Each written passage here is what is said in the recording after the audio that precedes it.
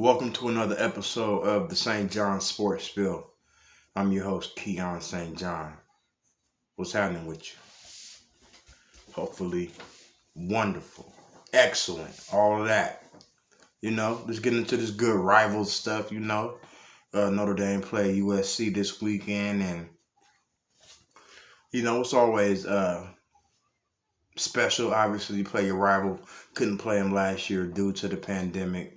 Played that all ACC schedule, so missed out on that. But it's always a special time to play SC.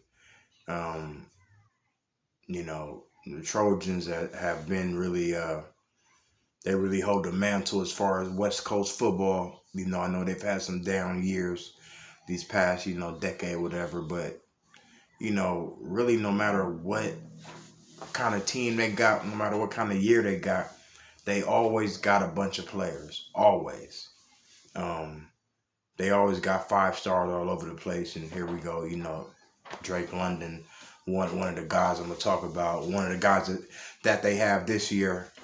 So I know they're in a transition right now and looking for their next head coach, but they'll eventually be back up. It's weird because having a relationship, growing up in Southern California, being a Notre Dame fan. I grew up around entire USC families. I mean, similar to the Raider fans, like, obviously it's USC fans everywhere. So it's always fun to play them, and I enjoy the banter back and forth. And for the most part, they seem to be pretty pretty good fans as far as etiquette and having class and not wilding out too much. So they're a rival, but I don't hate USC like I hate Michigan. You know what I'm saying? So I guess as a Notre Dame fan, I would put it USC as our rival, play them once a year, and Michigan's the enemy though. I hate Michigan. And I don't know why it's like that. Like I want to beat the crap out of USC every time I play them, obviously. But when the game's over, I don't care if they win or lose. But with Michigan, I don't care who Michigan is playing. I always want them to lose. So that's just how it is. But obviously this was going to be a special game and a chance for Notre Dame to put 2 wins together and sheer up some offensive questions that they had as far as trying to get a good running game and trying not to make as many mistakes on offense as they have been making earlier in the season, just as far as last game versus Virginia Tech. So this was an opportunity to do that. Obviously, like I said earlier, USC is in transition, so they're trying to put it together and trying to play for something. But their D line, front seven, really was going to be the weak link of their defense. So that was going to be what was going to be the focus for Notre Dame as far as trying, like I said, to establish that run game, establish some offensive rhythm, and they was able to do that. They came out, and obviously Jonathan Dorr missed that first drive on the field goal, but credit to Notre Dame. I hate that it took 6 games to finally figure out, but Jack Cohn, 2-minute offense or running with or playing with tempo, running the offense with tempo was important.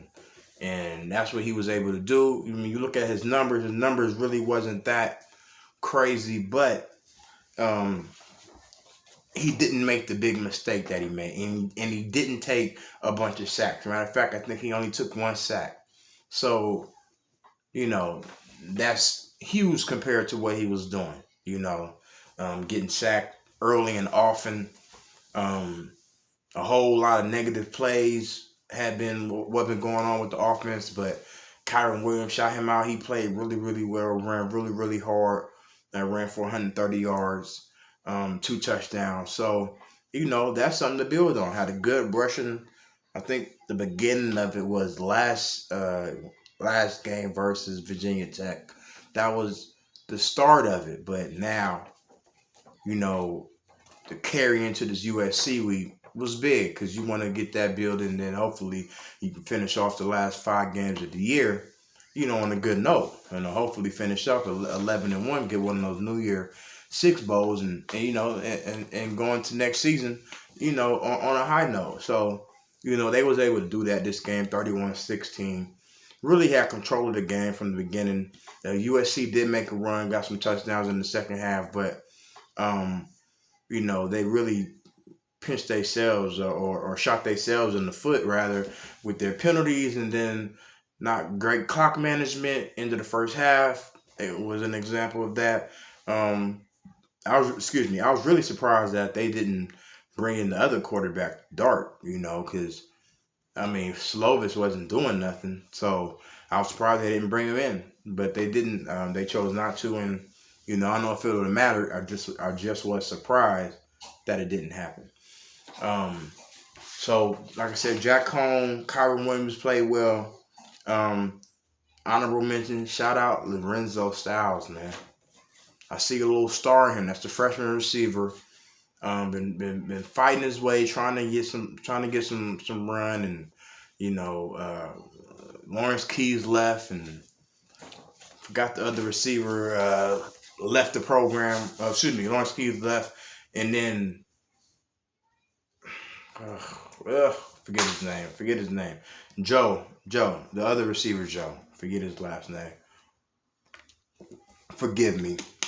With his Joe Wilkins, there it is. Joe Wilkins, with his injury, really opened up some room and some space for Lorenzo Styles to get some play. And not only did he get some play, but he was productive out there. He had some catches. He looked fast. I saw him hit that corner. I was impressed with that. I was like, okay, young boy. He's long and he fast, catching the ball. Then I seen him make a block down the field. I was impressed with Lorenzo Styles, man. He really stepped up and was serious out there, and the moment wasn't too big for him. He didn't make no mistakes. He didn't get no penalties. He didn't drop no passes. He didn't fumble the ball. Lorenzo Styles, be on the lookout for him. I look forward to seeing him being more productive, getting more opportunity throughout the season. Guy that long, that fast, got to get him in the lineup. Got to figure it out one way or the other. Get Lorenzo Styles in there. He's proven that he can be a factor, and we need it. I don't know where the hell Braden Lindsey was yesterday. I don't know. I don't know. Kevin Austin played okay. He had some catches, but he had some drops too. So he got to get his head in the game because he's a star, but he doesn't always play like he's a star. So he got to work on that. But, I'm going to give some credit to USC real quick. I've seen a couple of their players, and obviously Drake London stood out, 15 catches. I think he had 170 yards. I'll tell you what, man. I know a star when I see a star. And I don't know. I don't have the full wide receiver depth chart as far as who's going to be the best, who are the top ranking wide receivers right now in this year's draft class. But I bet he's going to be either the first wide receiver or the second wide receiver pick. I've only seen 2 in that conversation so far. I need to do some more research and get the 10 best wide receivers going into the draft so I can see who's who and what's what. But I know he's one of them. Drake London, USC, 6'5", 230, balling out, averaging 10 catches, 130 yards a game. Surpassed that in this game against Notre Dame. 15 catches, 170 yards. He's a star. He's the best player they got, obviously, and it still can keep the ball out of his hands. So, yeah, I was impressed with him, and also the other guy from Purdue, David Bell. I think he's better than Bell, but Bell is up there too. I know those are two. Some of the two of the they'll probably be like, I don't know where Bell's going to be at, but I'm gonna guess he's going to be between 1 and 3 as far as the receivers taken. I think London's going to be first in what I've seen. I think he should probably be the first one. I think Bell should maybe be the second or third. And like I said, I need to go out and I'm sure some wide receivers in the SEC that got something to say. Jameson, that kid Jameson from Alabama. He's really, really good. So we'll see. But Drake London's up there, and he's earned his spot. He was impressive. Kyle Hamilton got hurt. Obviously, that was really, really, really tough to see. Whenever you see a guy on the ground in agony, clutching his knee, then you just don't feel good about it. You hoping for the best, but you just don't know. You just don't. It's not a good look. It doesn't make you feel good. But they said it's not that bad of an injury, which is surprising. I mean, he's gonna be a top 10 pick whether he comes back or he plays. So I wonder if you're his father, do you tell him, hey man, you don't have to. Ain't like we gonna Notre Dame's playing for the national championship this year. It's not that kind of year. So I wouldn't even be mad if he didn't play the rest of the year. I really wouldn't. I mean, I want him out there. Obviously, he's our best defender. I want him on the field, but I would not be surprised, and I would not be mad if he decided to sit out the rest of the season because he's that good. So we'll see. Hopefully, he comes back and has no more injury scares and can just ride off into the sunset and right into that top 10 pick. So we'll see. But shout out to Kyle Hamilton. Hopefully he gets back healthy. That really sucked to see him go down, but this is the game we play. This is the game we love. Injuries are a part of it. All in all, got the dub. Good win. 31-16. So play North Carolina next week. So who knows what you're gonna get with North Carolina. Sam Howell, he's good enough that he can take over a game and ball out, or he can, you don't know. He's either gonna play really really bad or really really good, and we'll see. We'll see how that goes, man. So I'm not putting anything past anybody. So hopefully Notre Dame can be prepared and be ready. For a tough battle, and get that win. That'd be good. Get more wins, build more rhythm. That's what we're looking for. We're looking to build, keep the rhythm going, positive offensive rhythm, and also at least he's probably gonna miss next game. Kyle Hamilton. That puts the weight on DJ Brown. What you gonna do, DJ Brown? It's up to you. It's on you. So I got faith in the kid. I think the kid, will be ready to play if he's called upon. So we're gonna see though. It's got a tough battle, and the main objective is to have your heads ready to go for the game. Really study the game plan, get the rest, and see how it goes. Tyler Buckner, I thought he played well. I'm really not a fan of like switching out quarterbacks every other play, 2 plays in, 1 play. I would rather really that they give them, each of them series. This is your series.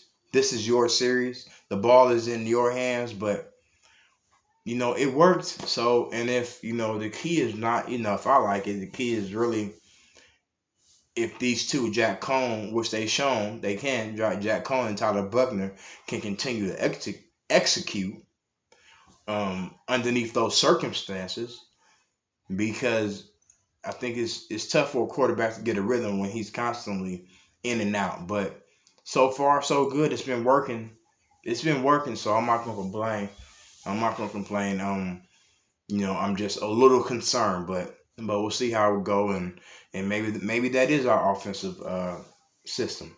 Maybe we're gonna be in and out and different, just constantly switching it up and constantly having the defensive coordinator and the defensive players thinking and constantly adjusting to who they have to battle. So it can turn out to be a plus for the offense. So we'll see how it go.